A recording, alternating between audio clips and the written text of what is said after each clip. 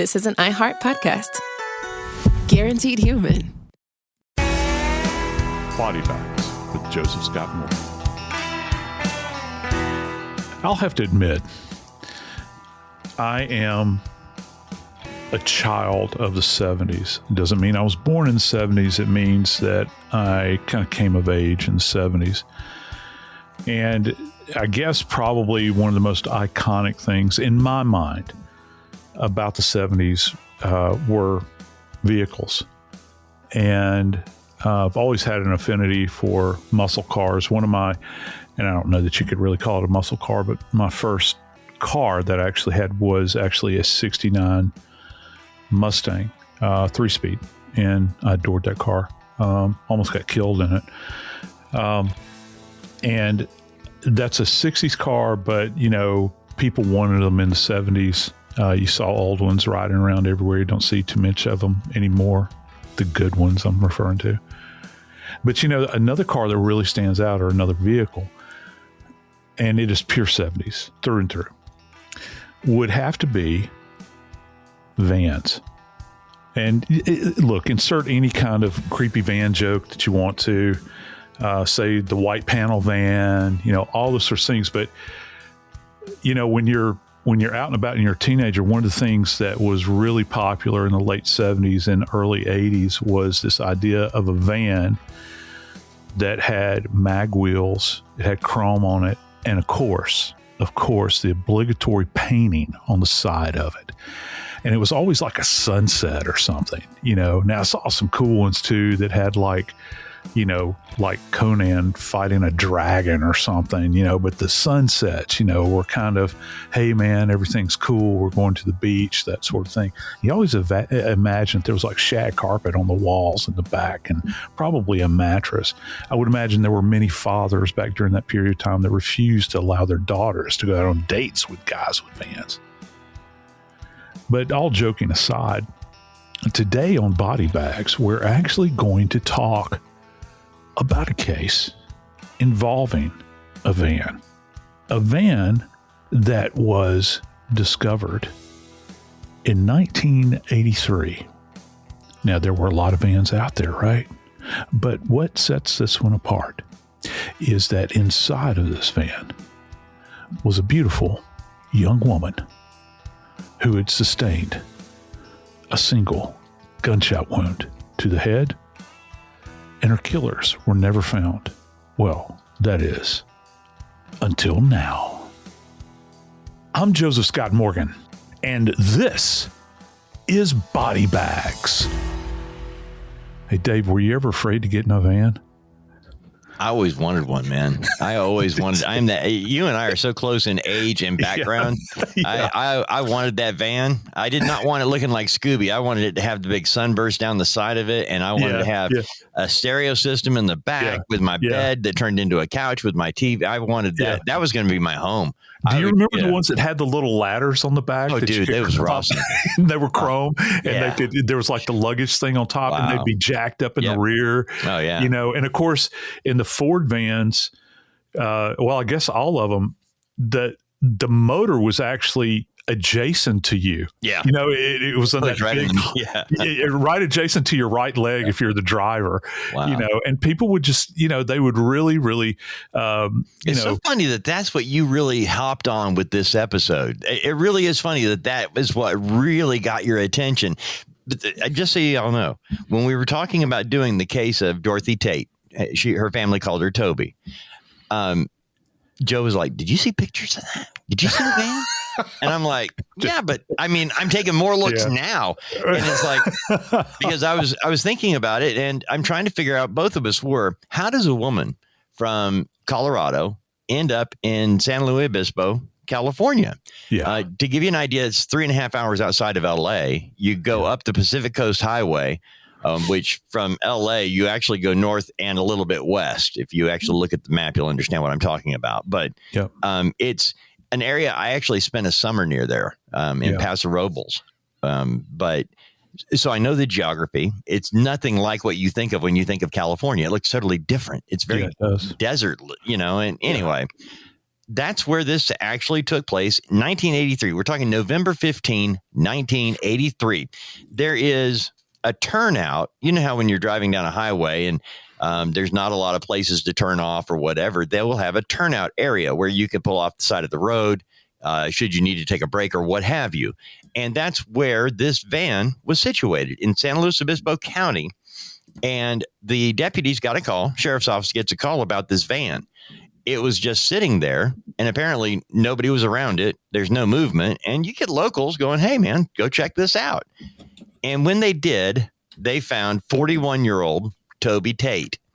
Now, this happened in 1983, and when they found her body, she had been shot. She was dead, and there was blood, and there was minimal evidence, and all they really could determine, because they didn't know who she wasn't from the area. She wasn't a local.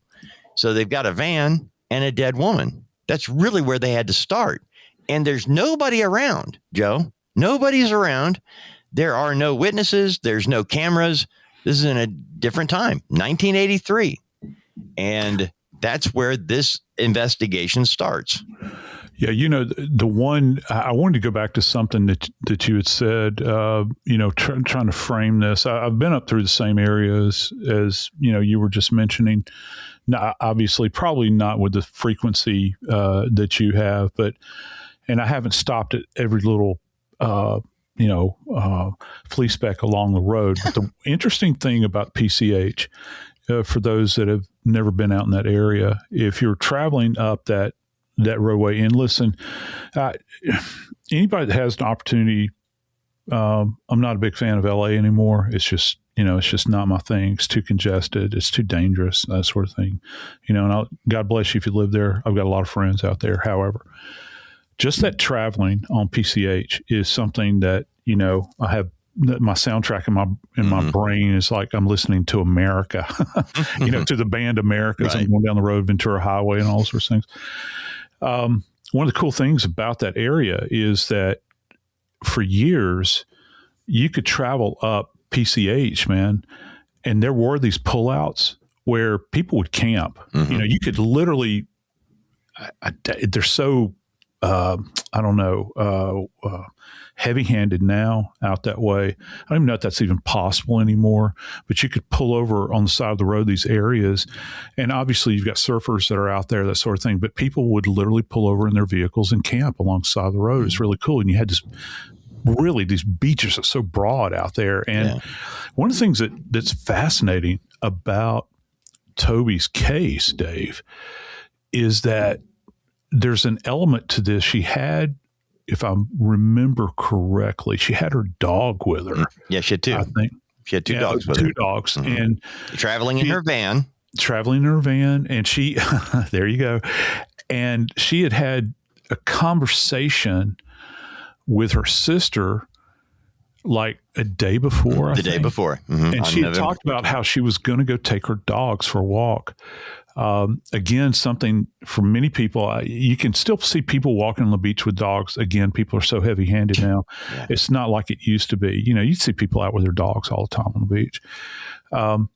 When they found Toby's remains inside of that van, Dave, she had her shoes on, I think socks, but she had sand between her toes, which is really, I don't know about you. When I go to the beach though, I'm far from being a neat freak, but I hate sand on my feet, and so anything I'm going to do, if they've got those little shower nozzles, I'm sticking my feet, even if the inside of my, generally sandals or something, get wet, I'm going to get the sand off. Now it'll get back on, but it's giving me comfort for that.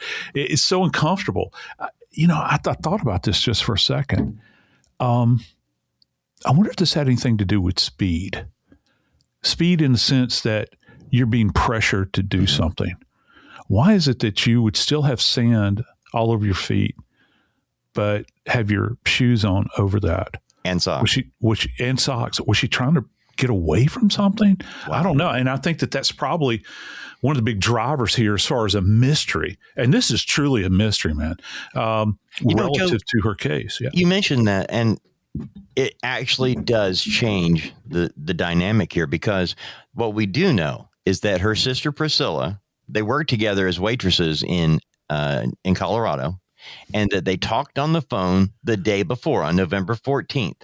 Oftentimes when we find a story like this and we think November 15th was the day that her body was found inside the van, we tend to think, or I do, that was the day she died.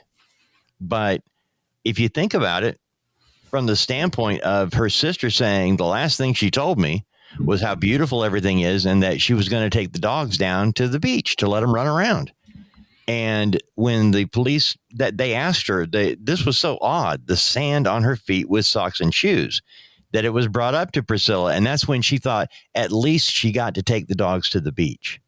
That's something somebody who doesn't go to the beach very often would not think a big deal about. But you do go to the beach a lot. So do I. Yeah. Yeah. And because of that, we both know that's an uncomfortable thing. That grit hurts. You wouldn't do that unless something happened that caused you to be in a hurry. And then you would put your shoes and socks on without brushing them off. But it takes time. So I'm thinking you might be onto something, Joe. Can I set you up with one more thing too here, Dave? And I'm thinking about this from a behavioral standpoint, I guess. How vulnerable would a woman appear if you're a predator and you identify her? And let's face it, I know I made the comment about LA, but we're not in LA now. We're San Luis Obispo, and we're northward. Yeah. It's not, certainly back then, it was not heavily congested. Would you concur with that statement? Okay. It was country area. Yeah. And so how vulnerable would a woman like Toby appear at that moment in time where low-hanging fruit. And here's the other thing. If she's traveling with two dogs, these two dogs are probably her best friends in the world. Yeah. So you get that dynamic. And if you've got a predator out there, if they're not afraid of dogs, she's going to do anything she can to protect her dogs. And she's very vulnerable at that moment in time. If somebody approached her or they said, hey, I've got car trouble, can you give me a hand? Yep, my shoes are right here. I'll walk you, my van's right here. I'll take you up there. And the next thing you know, these people or persons set upon her and there's nothing she can do about it. And here's another thing about a van.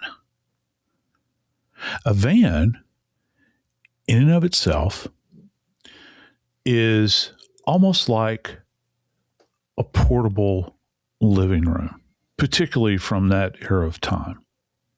Might have a kitchenette, might have a bed.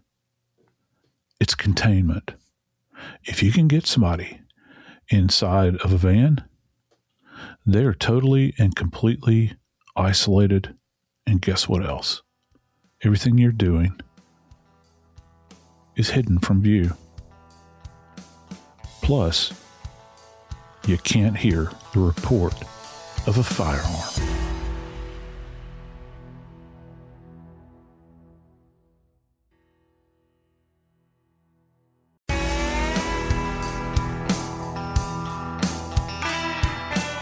Probably as an investigator, Dave, one of the most disgusting cases I ever worked involved a van, and it took place in Atlanta. If people are familiar with Atlanta, and particularly if you've ever brought your family to Six Flags in Atlanta, Six Flags is actually in Cobb County, Six Flags sits right on the Chattahoochee River. Alan Jackson sang the song, way down yonder on the Chattahoochee. The other side of the Chattahoochee River, that's where Fulton County starts. And that was my jurisdiction. So I guess it would be two exits up from Fulton Industrial Boulevard. There was a kind of an industrial park. Dave, I had 4 guys that had come up from Mexico via Texas, and they got on I-20 and headed into Atlanta, apparently to mule drugs. And the reason I say this was disgusting is that their van was actually found parked adjacent to a wooded area behind one of these big warehouses, and a guy had stepped out of the warehouse for a smoke. And he walked around and he went into an area, I guess, that no one had gone into for some time. And he's lighting up a Marlboro, and he's standing there, and all of a sudden the wind shifts and he catches a whiff of something, and he walks over to the van. And do you remember these vans that had on the back end, they've got almost, it looks like a gigantic pane glass window on the side of the van where you can actually, well, this one had two, one on either side. They were both blown out. Oh, wow. And all four of these guys were dead in this van, and they had probably been in there for, it seems like it was, if memory serves me correctly, it was like 6 weeks. That's what they kind of, and it was, and this was in summertime, and this had probably happened at the end of spring. They were multiple gunshot wounds. We found casings around the outside of the van, and someone had gotten up in the van, and I think probably the coup de grace had shot probably a couple of them that were still had agonal respirations or whatever. We found ejected cells inside of there as well. I'll never forget that. I felt like throwing my clothes away after that shift that day. It was that bad. And so when I think about Toby's case, and this involves a gunshot wound, I'm thinking about containment here relative to what happens inside the small space. Because, I made the comment about you can't hear a sound. You can hear a sound, but if you're next to PCH and look, if cars are racing up and down that highway and you don't have foot traffic, car going by, I think even if their windows are down, you're not going to hear the report of a weapon if it's inside of the van. It's almost like doing it inside of a dumpster if the lid is closed. You might hear a muffled kind of whoop like that, but it's not going to have that sharp crack that you would normally have. It's almost like the perfect place to commit a homicide with a firearm and go unnoticed. And the utility of this is quite interesting, I think. And then you couple that with, look, I'm not denigrating in any way my colleagues back in 1983, but they didn't have the technological assistance back then that we do now. I mean, we're light years past that point in time in 1983. There were other things, we had fingerprints, we had blood typing and all of that. But that's only good if you have somebody to compare those things to. Yeah. And that's the rub, because I'll have our friends and other people where I go and speak and whatnot.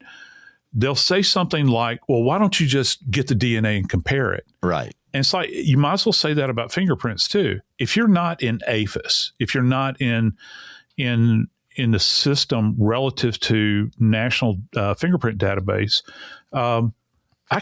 we can roll the most beautiful prints on a body. We teach our students to do that at Jack State. I have deceased individuals where we actually teach them how to do cadaver fingerprints. But if I got nothing to compare it against, what good is it? It's the same thing with dental records. If you have dental records, if you can do a postmortem chart of somebody's teeth, that's all fine and good. It's groovy, man. I mean, awesome. You charted the teeth. But if you don't have antemortem records to compare it to, again, it ain't worth the gunpowder to blow it to hell.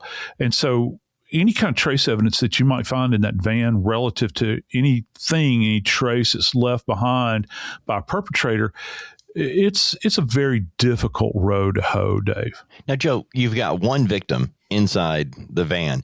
We aren't told anything about the dogs. What we know about the dogs came from her sister, Priscilla, who said she was taking the dogs to the beach. But I looked through everything I could find, couldn't find anything about the dogs after the fact. What would the investigators look at as they're called to the scene? There's nobody else there. You've got a van, a dead woman who has been what appears to be gunshot wound, and you've got blood. And by the way, there is evidence that they collected, including a Coke can that they were able to get a fingerprint from. Yep. They also had blood evidence on the scene that came into play later on. But at the time, the evidence they found was helpful. But again, without having something to directly compare it to at the time, this case went cold quick. But Joe, what are they looking at when they open the doors of that van? What are they going to see with Toby in there? 41-year-old woman by herself, and now she's dead. She can't tell you anything. You've got to figure out the whole story based on what's sitting in front of you. Yeah. Well, the positive side to this, going back to the idea that this is in a van, you have containment. You don't even have a big sprawling house, or certainly you don't have a true, pure outdoor scene. Okay. Mm-hmm. If you remember the recent unpleasantness in Idaho, with the 4 students that were butchered, that individual that did the butchery, I said early on in that investigation that his vehicle would be a rolling crime scene. Of course, that apparently turned out not to be accurate. I take full responsibility for that, because it just didn't, they weren't able to harvest as much out of there as I thought they would. Well, and maybe before you roll yourself under that big bus, interesting to find out that they were looking for the right car. They tracked it all across the country.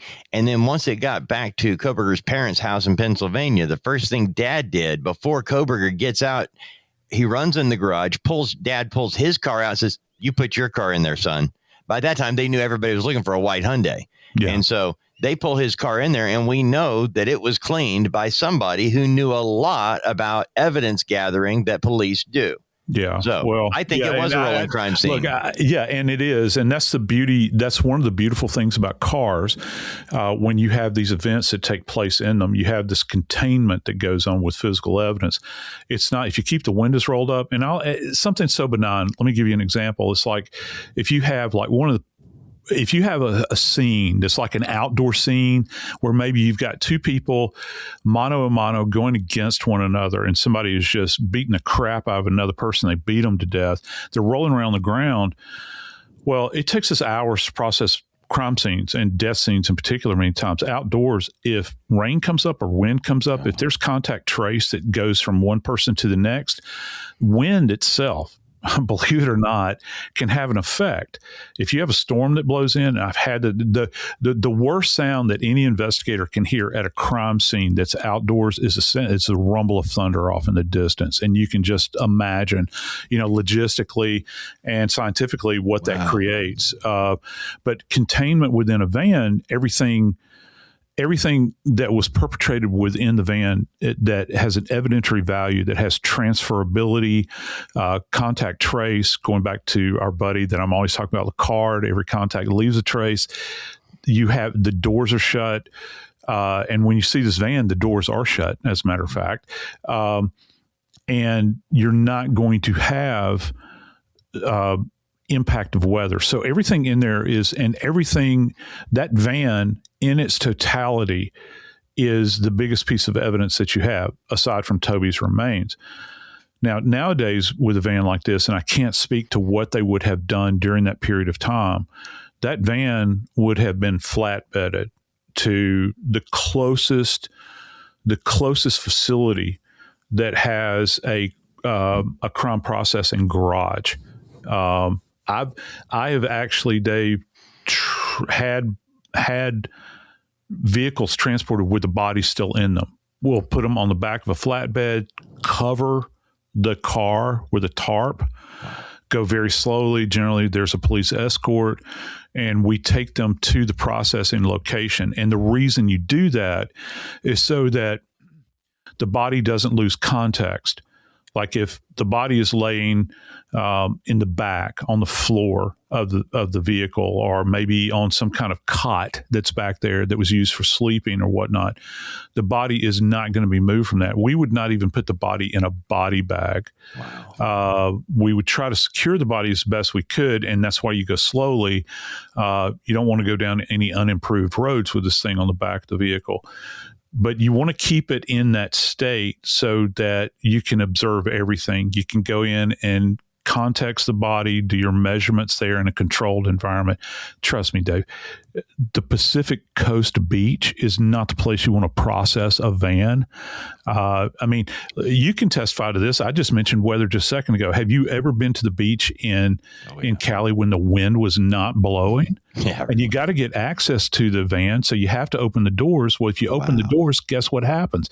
You get the swirl of wind that goes in there. It's not the best environment to process a scene. So that's an uphill battle for any investigator. But some of the things that you're going to be looking at here, and this is where blood evidence comes in, is that anything that would take place in that intimate space, is there's going to be, it demands contact between the perpetrator and the victim. That's kind of obvious, but people don't think about that. If you've got a life or death struggle that's going on in there, if you've got someone that you're trying to bring, I don't know how else to say it, rather than to heal, to get them to submit to what you want to do, you might be forcing them down on the floor. You might have them in a kneeling position. Whatever that happens, you're going to be putting, if you're the perpetrator, you're going to be putting their hands on them. If they are resisting, they're going to put their hands on you. And so in that way, you contain everything in there to process. So what are you going to look for? Well, I actually use the interior of a van as an example in my classes I teach, and we talk about fiber evidence in there, particularly if you have something that's been upholstered, a rug, anything like that, where you could have the fibers on Toby's body, and maybe those fibers at that moment in time had transferred over to the perpetrator. Now the perpetrator's long gone, so if you don't have their clothing, you can't look at their hands, you can't look at their hair.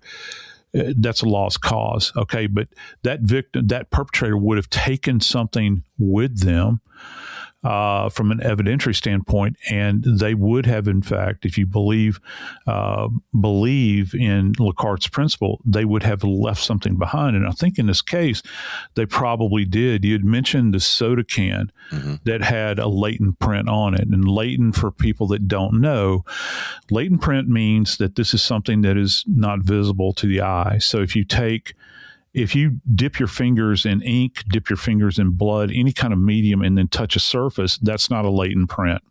You can have grease, for instance. You touch something, for instance, that borders on a type of print that we call a plastic print, where it's actually raised. It's not necessarily flat with a surface.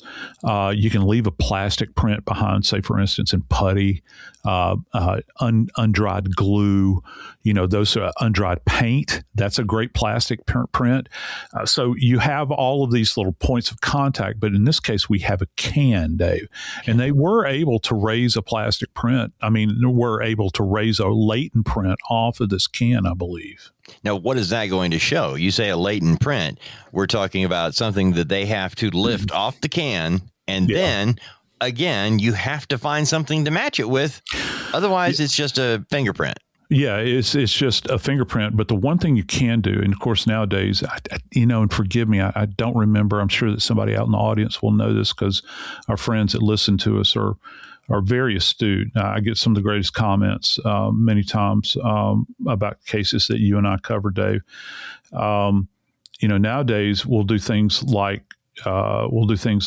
super glue fuming. Okay, where you put an object, you can put a pistol or a can like that, and you fume it with super glue, and that the chemical elements within the super glue is actually heated. It's heated on, you remember coffee cup warmers? You put it in a little tin like that, the drops and you put it in an aquarium, and you hang, like you would suspend a can. Eddie Murphy, Beverly Hills Cop. Yeah, you're right. Yeah, he did it. And as that aerosolizes in the air, it falls, right? And so it comes to rest on those oils that are on the can, and perfectly you can see the print. And of course, now we have all kinds of alternative lighting methodologies that we apply to take that shot. And the thing about it is, with the can, Dave, like some other things in this world, but with the can in particular, even if it was raised in 1983, that print will still be in existence even to this day if somebody took care of the print that was lifted and, of course, the can that was taken as evidence.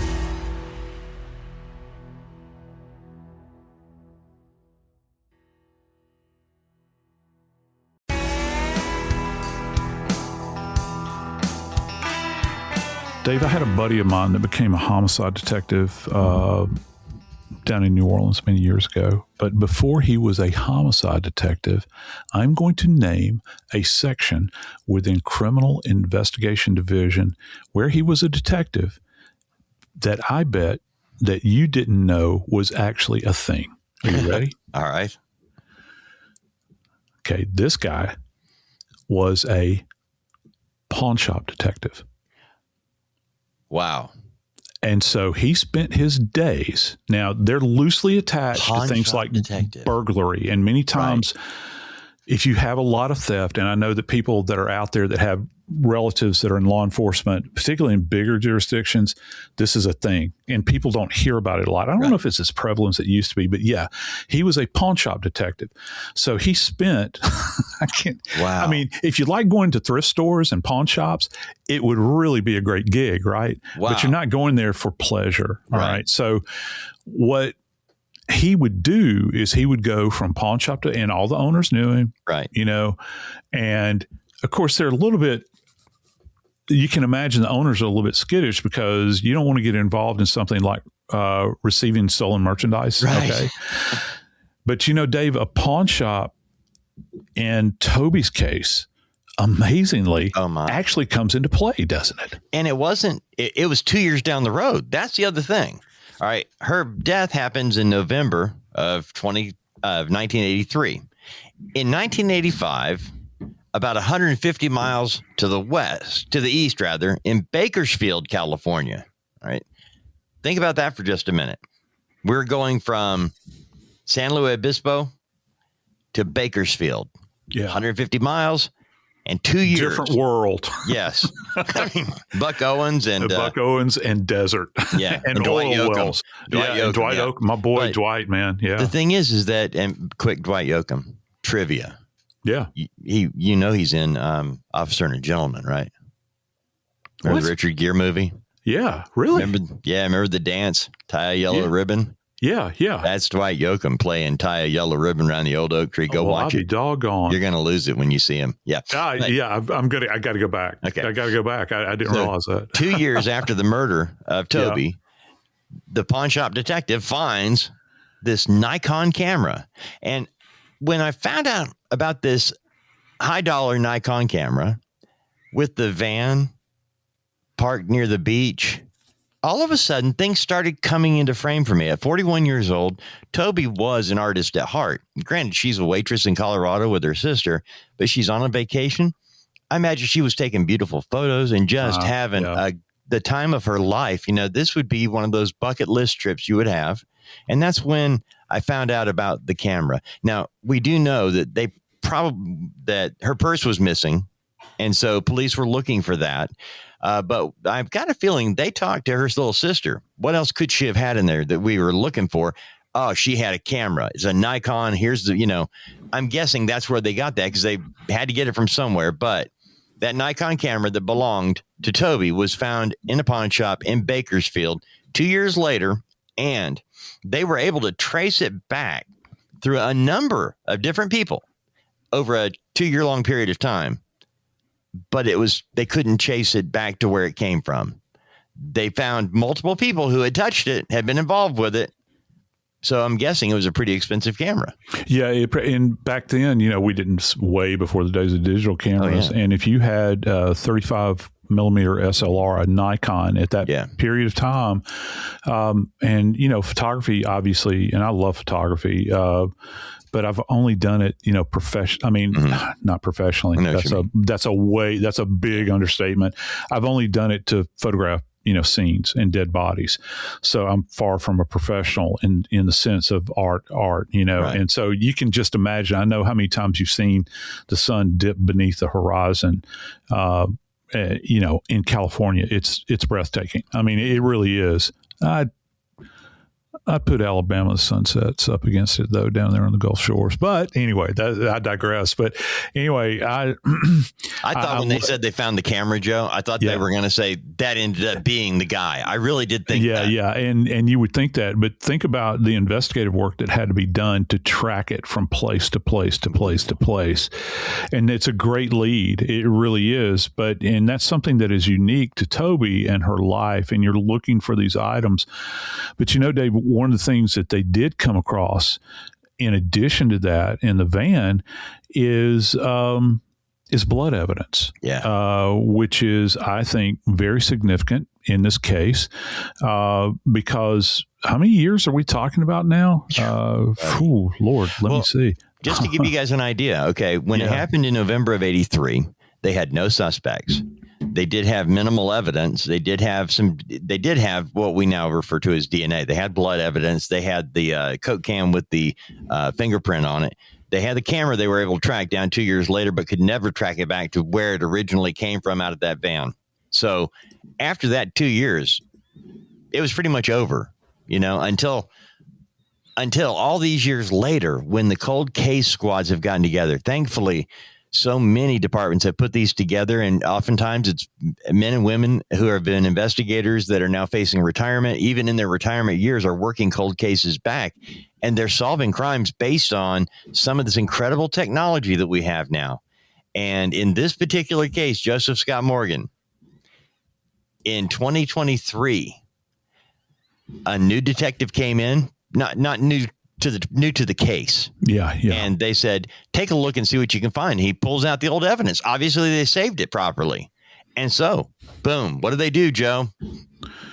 Well, it's, when they start to dig into this case, and again, years down the road, they begin to think, well, they do have this DNA evidence, but here's the thing about it is that with the DNA evidence, they were able to create a DNA profile. They knew that the profile was going to be male, but here's and this has got to be so frustrating, I think, for many people that are investigators. You plug it into CODIS, which is the national database, and you get bupkis. It's a dead end.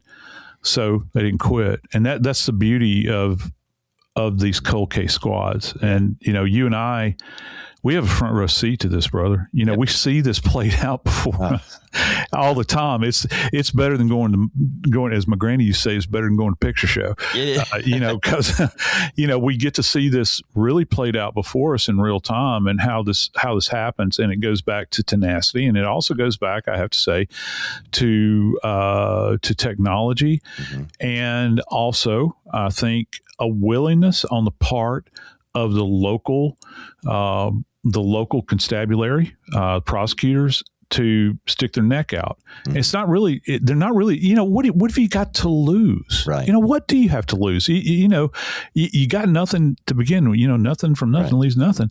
To stick your nose out and take a risk, take the DNA that you have, because it's 40 years, man. It's 40 years after the fact.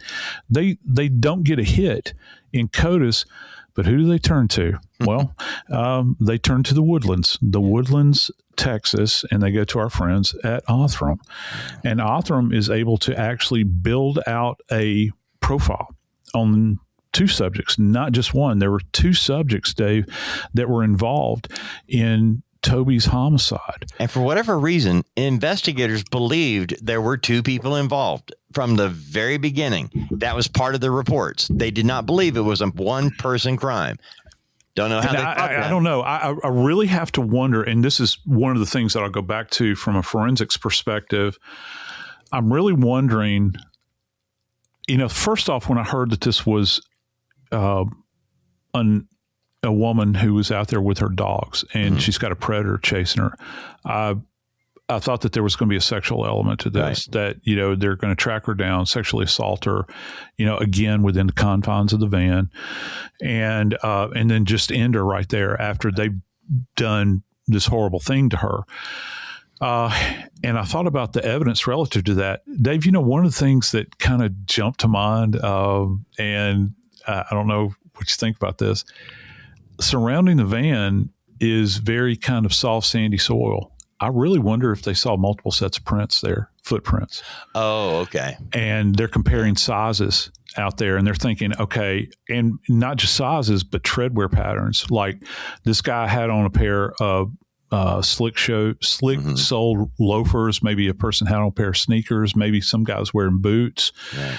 They may have been able to look and see at the impressions in the sand. Yeah, we got one heavy guy and we got one guy that's lighter because of the depth of the print itself or the footprint. I don't know that to be the fact because, a lot of these cases like this, Dave, and that's kind of, I think, one of the things that makes them fascinating is that even though you kind of find out who did it, with time, mystery continues to build because in the, through the sands of time, no pun intended, that may have gotten lost in the sauce. We saw evidence of two sets of, not including Toby's, but we saw two male footprints out there, two sets of them, two different people there. And it could be that small thing like that gets them to thinking. Okay. Now, I don't know if they could ever verify that or not, but there was some reason. You can also have eyewitnesses that perhaps have seen guys kind of skulking around, maybe in this area, maybe wanting beach access. Maybe they had an eyewitness or somebody that just passed by and said, yeah, I saw a couple of guys out here. And again, in some detectives' notes, that's lost, to years, 40 years later, you don't have that data necessarily any longer. But when Othram was asked to, quote unquote, pull the trigger on this, they did, Dave, and boy, did they really harvest a bounty, didn't they? I like the fact that the way it was mentioned, because one thing we have found out is that with Othram, it's a give and take in investigation. They do this work, the forensic genetic genealogy powered by Othram's forensic DNA sequencing platform. That's how it's listed, okay? But the detectives back home, they get the information from Othram and they hit the streets again and they file more reports and then they get back and Othram then takes the next bit. It's an amazing time. It's not like they just run it through a computer program and out pops two people you'd never even thought of. There's a lot of investigation from the part of Othram and the local constabulary, as you refer to them. And I love that because everybody's involved and they know that you're not going to solve this case without the science. And it's amazing that they came up with these two people. But one of those guys, man, here's the deal, Joe. Yeah. One of these guys would get drunk and shoot his gun off. Okay? And that's fascinating. 2 years after, I guess it was 2 years after Toby's homicide, a fellow by the name of Charlie Sneed, who, by the by, remember the soda can? That was his prints. Okay. And he was popping off rounds in the middle of town prior to the homicide. Prior to the homicide in 1983, he's popping off rounds in that area. And he winds up getting hooked up in 1985. He got hooked up in 1985 after he had committed an aggravated kidnapping. Yep. Which is interesting. How does that not make them go, wait a minute? I'm not going to jump on anybody's bandwagon here, but I'm thinking maybe Toby couldn't be kidnapped, and so she was killed because he got hooked up on the aggravated kidnapping charge. Now, aggravated means usually there's a weapon involved, right? Yeah, it does. And so you've got one individual out of this group that are out of this pair that I'm going to tell you about that has a proclivity toward violence. Okay, already. And you think, and maybe, at that point in time, you're not, because look, cops roll out on cases all the time where you've got wild people, firing weapons off indiscriminately in the front yard, all that sort of stuff. Maybe they didn't, put two and two together. But I think the real hook here, as far as Othram is concerned, is what actually brought this thing to a head is the fact that the second individual who had left DNA at the scene of Toby's homicide, he's identified. Yeah. He's identified, and he's a individual named Stephen Richard Hardy. And again, through Othram's work through genetic sequencing and running his family tree, they were able to narrow it down to him. Now, I think that for those of you that are waiting for some grand ending here, the really kind of unfulfilling part to this is that neither one of these people are going to receive, in this life at least, justice because they're now dead. Right. They have died. And on an aside here, Dave, I found this interesting. Have you ever heard the old adage about people from California? When you meet people from California, one of the first questions they ask is where are you originally from? Right. Because nobody's actually from California in a kind of an interesting twist, no three of these people, including Toby or either one of these perpetrators, were from California. Both of these guys originate out of Texas. Yep. And Toby, of course, from Colorado. And, it's life and death are funny that way. Sometimes you take a twisted path to a destination that you don't know that you're actually traveling toward. But in this particular instance, it came to a head on that beach, or the beach front there, adjacent to San Luis Obispo. And one family's life was forever changed because of the absence of Toby and, of course, her beloved dogs. And it took them 40 years. It took them 40 years to determine who perpetrated this crime against their daughter, their sister, their colleague that they worked with, the person that they loved, that took beautiful photos, and that was an artist at heart. But it happened because people didn't quit. And my friends, please, I beg you, if you're interested in lending a hand to helping out with cases that seem unsolvable, this is your chance. Check out DNAsolves.com. Go visit that webpage. That's the Othram folks, and they will let you know what cases are available out there to, in fact, be solved. You can do it regionally if you want to. You can see if there's anything in your state, maybe your county, maybe your town, and they're just asking for a couple of bucks. It takes $7,500 to pull the trigger on this thing, or as I like to say, flip the switch. And that's that they're doing this on a shoestring because this technology is so very high end. But David Middleman and Kristen Middleman want to make this happen for families because it's not about living in the biggest house, buying a yacht. For them, their goal is to clear out the nameless list. And it doesn't necessarily have to be homicides. It can be just some poor unidentified soul that has left an empty chair behind. I urge each of you to go out and take a look, dig in, check out DNA Solves, and see if there's a case you're interested in. I'm Joseph Scott Morgan, and this is Body Bags.